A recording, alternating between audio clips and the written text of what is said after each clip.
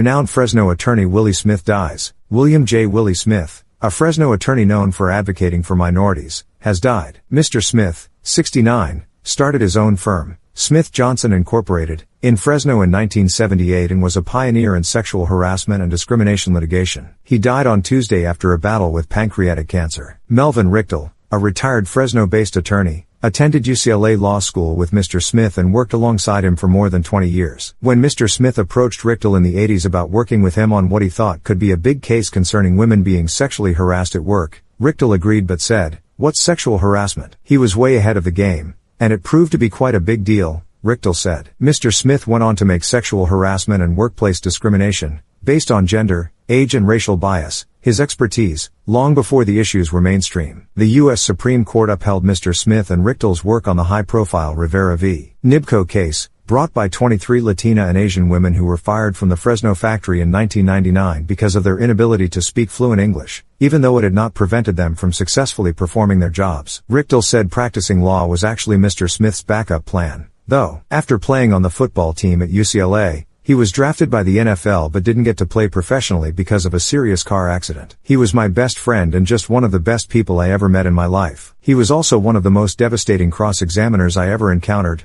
Richtel said. "He was a spellbinding speaker, just something to behold. Wherever he went, people gravitated toward him." Mr. Smith also worked for a few years at the National Labor Relations Board and served a term as president of the Fresno County Bar Association, in addition to spending nearly 30 years on the Board of Trustees at the State Center Community College District. Local attorney Melissa White, also a former president of the Fresno County Bar Association, said Mr. Smith was a trailblazer in many ways and was one of the first black attorneys to practice in Fresno. "He made a huge difference in Fresno and across the state. He was one of our most influential attorneys, that's for sure, and was known as a very ethical man," White said. When he spoke, he took command of any room, not in an offensive way. It was his presence, like you could just trust him. "I can see why he was such a successful litigator." Bill Stewart, interim chancellor at the State Center Community College District, called Mr. Smith the definition of a gentleman. "I will always remember Willie Smith as a dedicated, superb board member. He had a real talent for being able to bring people with different points of view together to work for the common good," Stewart said. "He was a person that loved students, faculty and staff and always treated them with courtesy, understanding and respect at the board table and in daily life." Teresa Patterson, former executive director of public and legislative relations for State Center, said many people would call Mr. Smith the most interesting man in the world. "He was the smartest, funniest man I ever met in my life," she said. "He was also a brilliant attorney with a strong sense of justice." Mackenzie Mays, 559-441-6412, at Mackenzie Mays, date of birth, March 5, 1946, date of death, July 21, 2015,